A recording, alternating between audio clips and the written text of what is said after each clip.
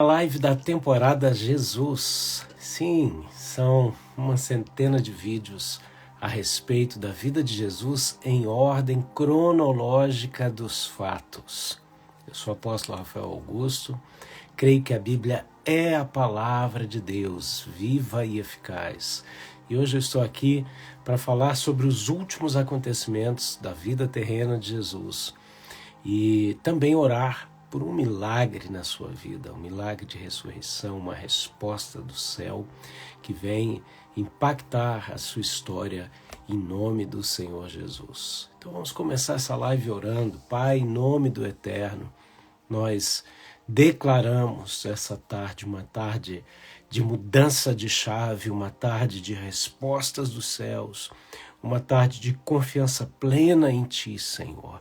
E declaramos, Pai, que esse mover sobrenatural de crescimento, de aprofundamento, de final de um ciclo e começo de um novo ciclo acontecerá na vida dos meus irmãos que assistem essa live comigo em nome de Jesus. Amém? Glória a Deus. Clica aí, vai chamando alguém. É a última live da temporada Jesus. Então estamos aqui terminando mais uma etapa poderosa na presença de Deus. Meu cafezinho já está aqui e o teu. Bem-vindo, amigos e pastores. God bless you. Está aqui pastora Fernanda, minha amiga, pastor Gideão, um grande abraço. Gente, vamos falar da ressurreição de Jesus. Final da temporada Jesus, a gente tem que falar da ressurreição de Cristo e seus últimos dias antes de ser assunto aos céus. E aqui tem muita coisa impressionante para impactar a nossa vida espiritual. Como tem sido a sua vida espiritual? O quanto você tem dedicado de busca, de amor, de intimidade com Deus através da tua vida espiritual.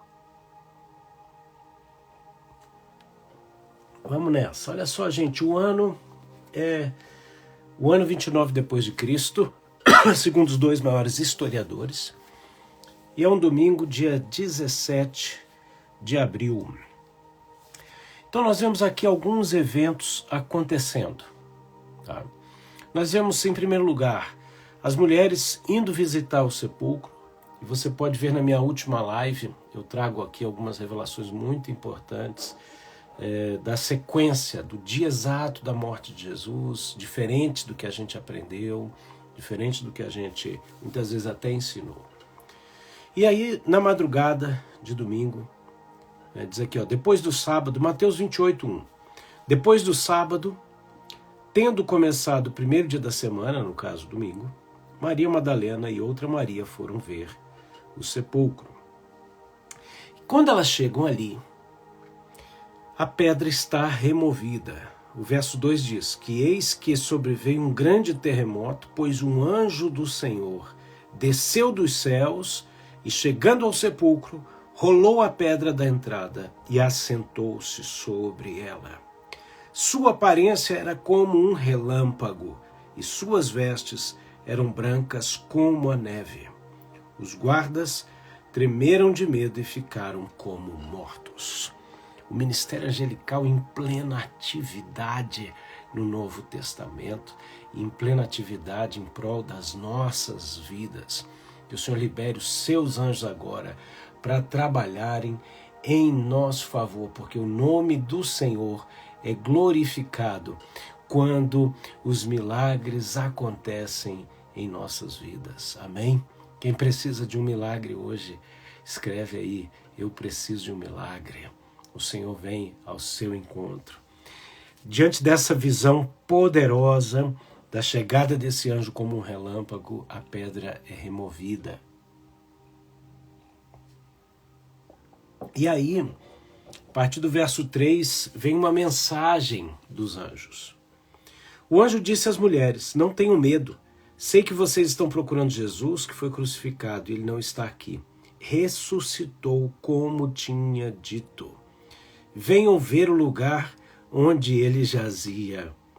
Vão depressa e digam aos discípulos dele, ele ressuscitou dentre os mortos e está indo adiante de vocês para a Galiléia. Lá vocês o verão. Notem que eu já os avisei. E as mulheres saíram depressa do sepulcro, amedrontadas e cheias de alegria, e foram correndo anunciá-lo aos discípulos. Então elas entram, veem um lugar onde Jesus estava, veem que Jesus ressuscitou, recebe essa mensagem poderosa e uma palavra de direcionamento. Jesus está indo adiante de vocês para a Galiléia. Então vão para lá que vocês o verão. Que coisa tremenda! O Senhor conduzindo cada detalhe dos momentos após a ressurreição de Jesus. Nós vemos que Pedro e João, eles são informados. As mulheres são as primeiras a anunciarem a ressurreição de Cristo. E quando eles ouvem a respeito disso, acontece aquela corrida entre Pedro e João, né? E o texto de Lucas 24, verso 9 diz que quando voltaram do sepulcro, elas contaram todas as coisas aos 11 e a todos os outros. É nesse momento, então, que ao contarem as coisas aos apóstolos, as que contaram foram Maria Madalena, Joana, grande mantenedora do ministério de Jesus, e Maria, mãe de Tiago, e as outras que estavam com elas. Mas eles não acreditaram nas mulheres. As palavras delas pareciam loucura. O que Deus vai te mostrar pode parecer loucura para as pessoas, mas é a experiência sobrenatural, é a prova da revelação de Deus na tua vida. Não tenha medo de ir, de anunciar e de falar essas coisas. Pedro, todavia, levantou-se e correu ao sepulcro. Abaixando-se, viu as faixas de linho e nada mais. Afastou-se e voltou admirado com o que acontecera. Pedro e João fazem essa corrida, né, até o sepulcro. João era mais novo que Pedro, ele ganha a corrida, mas ele não entra. Quando ele chega na porta do sepulcro, ele para. E Pedro, então, entra. E o que Pedro vê o faz crer que Jesus ressuscitou. É importante você prestar atenção no que eu vou te falar agora. Jesus ressuscitou no mesmo corpo que ele viveu durante seus 33 anos e meio, com a diferença de que esse corpo está revestido de glória. É um corpo glorificado, assim como nós teremos um corpo glorificado no momento do arrebatamento da noiva de Cristo.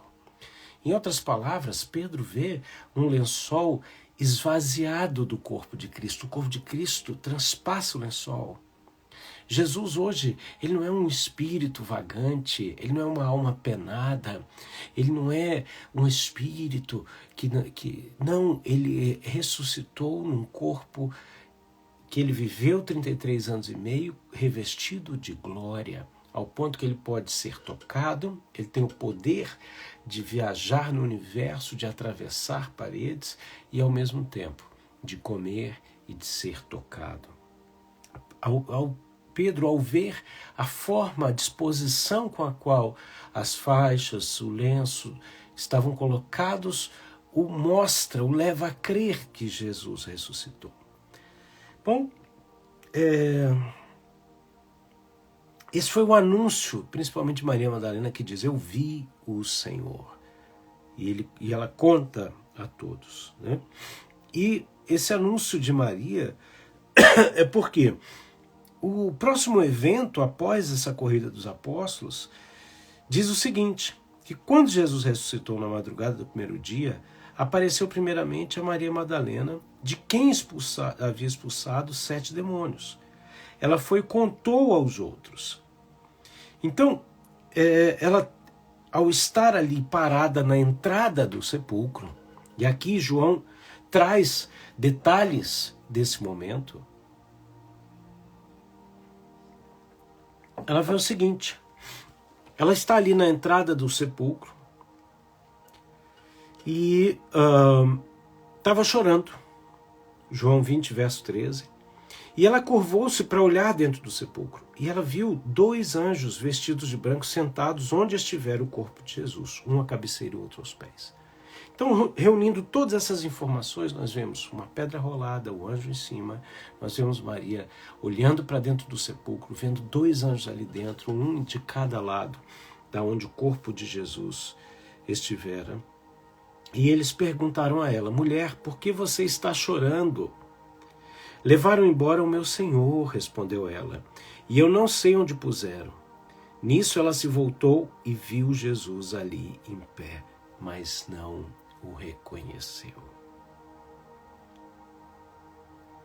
Disse ele: mulher, por que você está chorando? Quem você está procurando? E ela, pensando que fosse o jardineiro, disse: se o Senhor o levou embora, diga-me onde colocou e eu o levarei. Jesus lhe disse: Maria. Então, voltando-se para ele, Maria exclamou em aramaico: Rabone, que significa mestre. E Jesus disse: não me segure, pois ainda não voltei para o Pai. Vá, porém, aos meus irmãos e diga-lhes: estou voltando para o meu Pai e Pai de vocês, para o meu Deus e Deus de vocês. E então Maria foi e anunciou aos discípulos: eu vi o Senhor, e contou-lhe o que lhe dissera. Jesus, nesse momento, está voltando da onde? Ele foi morto, carregando todos os pecados da humanidade. Aquele que não cometeu nenhum pecado, morre carregando todo o pecado da humanidade. Nessa condição, ele vai para o inferno. A gente fala do inferno, né? Mas ele vai para o Hades. E ali a gente entende biblicamente que ele toma as chaves da morte do inferno por ter autoridade sobre a morte, sobre o pecado. O Espírito Santo o ressuscita e ali, ressurreto, ele está se preparando para ir ao Pai. Nesse meio tempo é que Maria o vê no sepulcro. E ele avisa: eu estou indo para o Pai. Bom, Jesus adentra os portais celestiais, como a Bíblia diz, né?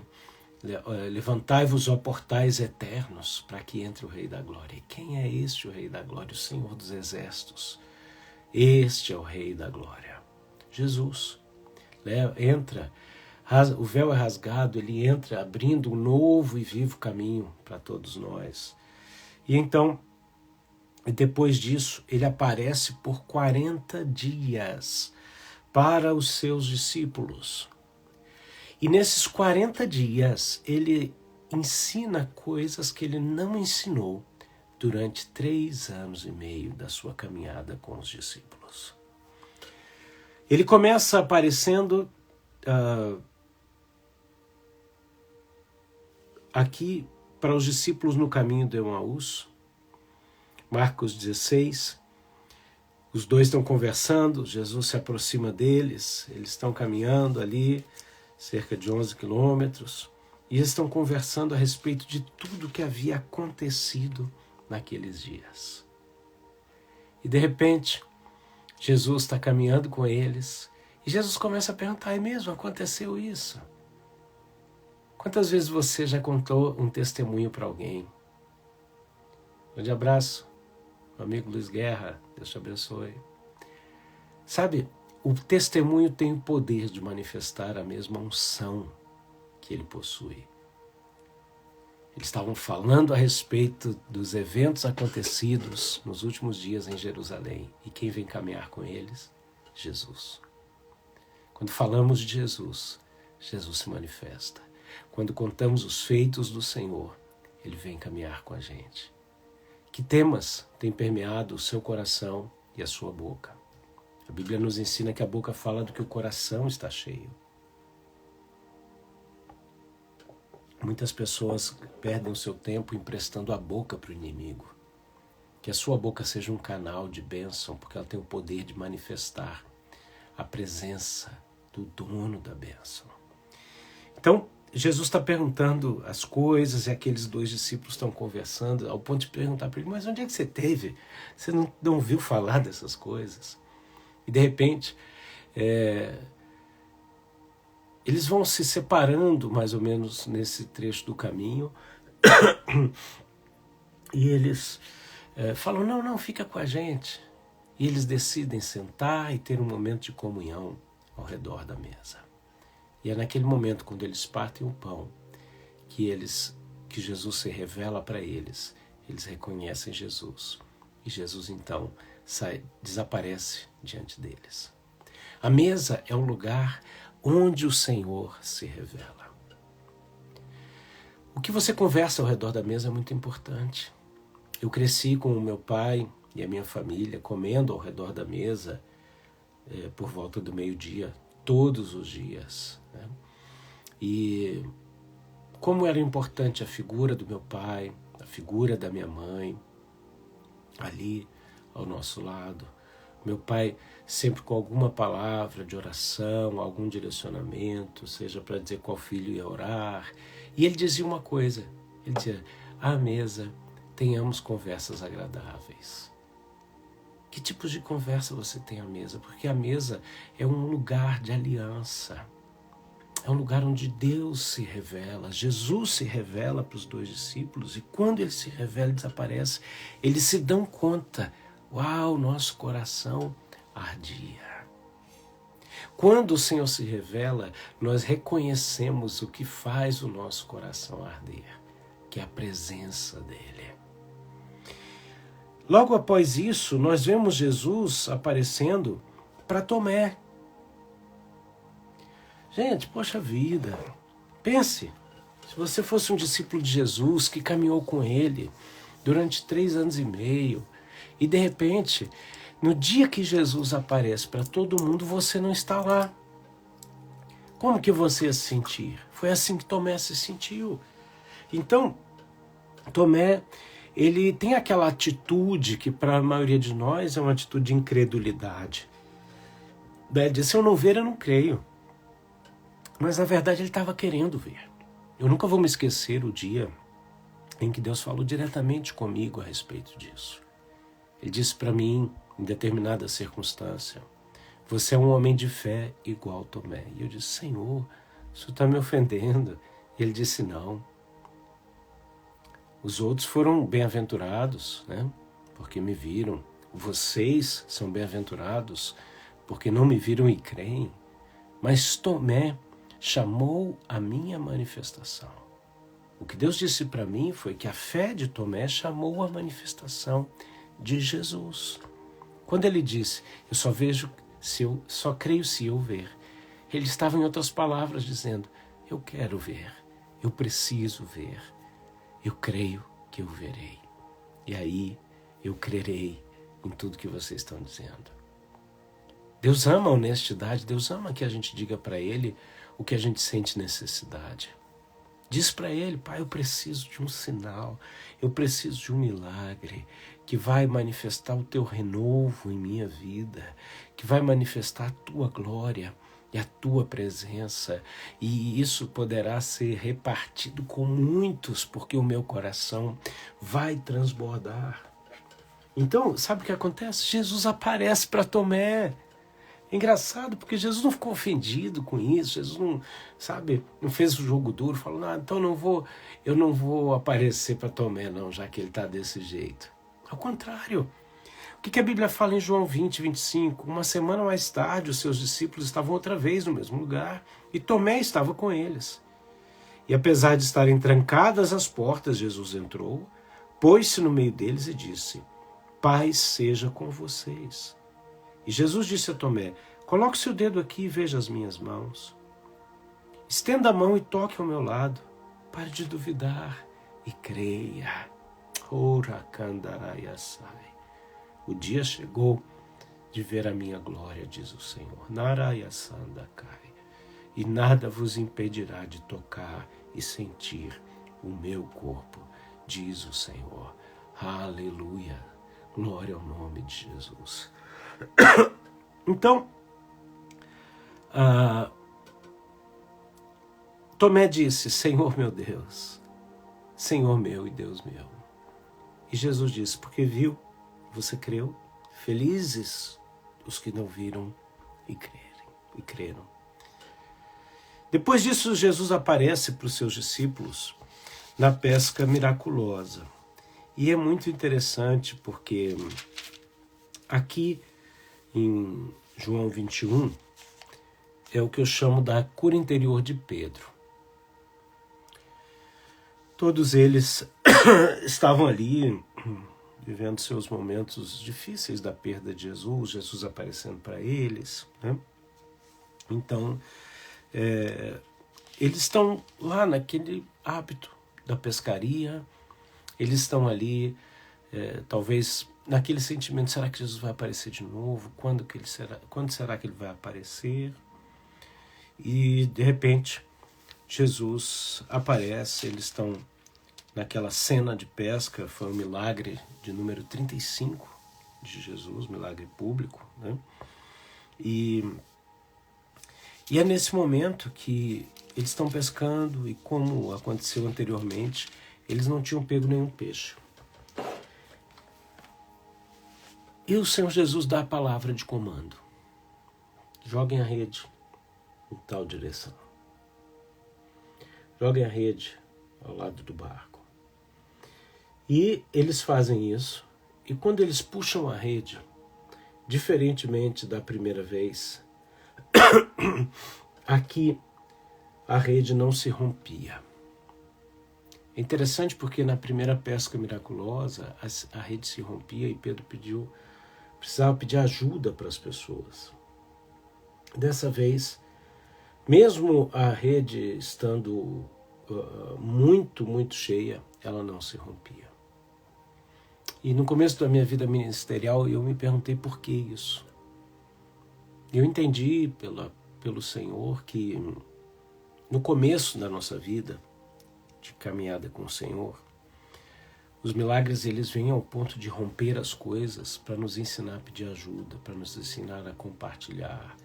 E depois que a gente entende isso, aquela estrutura que um dia se rompia com fragilidade se torna forte, se torna realmente sólida. Por quê? Porque a gente está disposto e a gente está trabalhando junto. E agora é a hora da gente expandir aquilo que o Senhor nos forjou, nos ensinou. Aqui, há quem diga que esses 153 grandes peixes representavam os povos conhecidos da época, né? Não tenho um estudo agora aprofundado disso, mas no mínimo é muito interessante. E logo após isso, eles vêm para a beira da praia e já encontram Jesus com uma fogueira assando peixe, né? E aquele momento ali é o momento da cura interior de Pedro. Pedro, que havia negado Jesus 3 vezes, ouve de Jesus por 3 vezes: Pedro, tu me amas. E ali tem a oportunidade de reconhecer o seu amor por Jesus, receber a cura, né? E depois dessa cena, nós vemos os 11 discípulos indo para Galileia, para o monte onde Jesus indicou, e ali acontece a ascensão de Cristo. Grande abraço, apóstolo Ricardo Ribeiro, meu amigo. Depois da live eu vou ligar para você aí, tenho novidades, viu? E aí, Jesus, ele é assunto aos céus, deixando para os discípulos uma comissão: ide por todo o mundo e pregar o evangelho a pessoas de todas as nações, batizando-os em nome de Yeshua e ensinando-os a guardar todas as coisas. A grande comissão, ela é uma extensão da nossa transformação em Cristo, que nos fez templos, sacerdotes e ofertas para Deus. Então, consequentemente, nós entendemos a nossa missão. Infelizmente, muitos cristãos não entendem essa ordem de suma importância e colocam a grande comissão em primeiro plano. Ela é muito importante, ela é uma ordenança de Deus, mas ela é consequente ao ato da cruz, a transformação da cruz e a ordem de Jesus de não fazer nada sem antes irem para Jerusalém e aguardarem a descida do Espírito Santo. Então, essa ordem ela é fundamental para que se entenda e não se invertam os valores. Muitas pessoas, por inverterem isso, simplesmente não entendem qual é a posição como filhos. E aí simplesmente repetem seus jargões, dizendo: o maior cargo que eu posso ter na vida espiritual é ser filho de Deus. É verdade, mas o filho não difere em nada do escravo enquanto ele é criança. Então, ser filho não é o suficiente para o exercício da sua fé e obediência do propósito de Deus. Tem que ser filho maduro, tem que ser filho disposto a desenvolver a salvação, como diz o apóstolo Pedro, né? E aí é a hora em que você é cheio do Espírito Santo, você entende como operar entre terra e céus, e automaticamente você cumpre esse propósito de discipular pessoas e nações. Tanto a história terrena aqui de Jesus, quanto a nossa temporada Jesus termina com a ascensão de Cristo e com o relato de João, que diz que o que foi escrito foi apenas para que a gente cresce, porque a terra não poderia conter todas as coisas que Jesus fez se elas tivessem sido escritas. Grande abraço, Madalena, Deus te abençoe. Maria está por aqui hoje. Nossa amiga, né? Não é a mãe de Jesus, não. A mãe de Jesus está lá na glória com ele. Muito bom. E aí, terminamos a temporada de Jesus, citando aqui João, capítulo 21, verso de número 25, que diz: Jesus fez também muitas outras coisas. Se cada uma delas fosse escrita, penso que nem mesmo no mundo inteiro haveria espaço suficiente para os livros que seriam escritos. João 20, verso 35 diz que Jesus realizou na presença dos seus discípulos muitos outros sinais miraculosos que não estão registrados neste livro. Mas estes foram escritos para que vocês creiam que Jesus é o Cristo, Filho de Deus, e crendo, tenham vida em seu nome. Aleluia! E assim nós concluímos a nossa temporada Jesus com todos esses vídeos, essa série de vídeos que estão disponíveis para você aqui no IGTV e também no YouTube. E eu louvo a Deus por essa temporada, mais uma temporada, né? Onde nós podemos compartilhar a palavra de Deus de maneira sistêmica, de maneira aprofundada, de maneira gloriosa. E a minha pergunta para você aqui hoje é: como você vai viver o seu ano de 2025, que para muitos de nós já começou? Como você vai decidir viver? Você tem uma escolha. Como você vai investir na sua vida espiritual? Com quem você vai andar? Os discípulos decidiram caminhar com Jesus, porque isso vai determinar o que vai acontecer depois. Se a gente fosse seguir aqui em ordem cronológica, a gente veria a introdução do livro de Atos, a vida de Pedro e de Paulo, e veríamos então tudo o que eles aprenderam sendo colocado em prática e mostrando que funciona. Como está a sua vida espiritual? A temporada Jesus nos desperta para essa caminhada com Ele e com pessoas que estão buscando o mesmo propósito. Eu quero, antes de orar contigo, te dizer que em 2025 eu estou com uma mentoria para aqueles que querem caminhar comigo durante todo o ano de 2025. Eu já tenho um grupo de pessoas que me ajudaram a montar uma plataforma dessa mentoria, de muitos outros cursos, e que semanalmente a gente se encontra pelo Zoom. Nós temos algumas pessoas aqui nesta live, né? Quem quiser dar um alô aí, vai comentando um pouco como tem sido a nossa mentoria chamada Método Golden, onde eu tenho reunido ali 30 anos de ministério em 8 temas, 8 grandes temas, e dentro desses temas eu tenho entrado nos mais diversos assuntos que são importantíssimos para a sua caminhada com Deus. A gente começa falando que não é normal, que não tenham te ensinado exatamente como orar, como lidar com as suas fragilidades, os seus problemas, de maneira a obter as respostas de Deus para a sua vida e entender o processo de transformação. A gente tem ensinado como a entrega de suas limitações no altar são um ministério poderoso que Deus compartilhou contigo, deixando nas suas mãos. A gente tem falado sobre conhecer mais quem é Deus, conhecer mais sobre a verdade. Nós temos falado quem é Jesus, nós temos falado sobre assuntos de escatologia, do final dos tempos, de Apocalipse. No meio disso entram diversos temas como anjos, cura emocional, libertação, dons, ministérios, o sobrenatural, arrebatamentos e muitos outros temas. E eu gostaria de terminar essa live aqui te dizendo que se você tem interesse de saber um pouco mais e de caminhar com a gente ao longo do ano de 2025, manda uma mensagem para mim, perguntando um pouco mais, para que a gente possa bater um papo e eu possa te apresentar um pouco mais dessa proposta, que já tem um grupo aí caminhando comigo há mais de um ano e agora a gente está abrindo mais publicamente tudo isso. Amém? Isso pode te ajudar. São vídeos à sua disposição e encontros semanais pelo Zoom, onde nós trocamos experiências, respondemos questões, oramos por você e te damos um caminho seguro de crescimento espiritual, de fortalecimento da tua fé. Amém? Pai, obrigado pela temporada, Jesus. Obrigado, Senhor, por esse tempo maravilhoso, onde pudemos, Senhor, ao longo de todo esse ano, ensinar sobre a vida de Cristo em ordem cronológica dos fatos.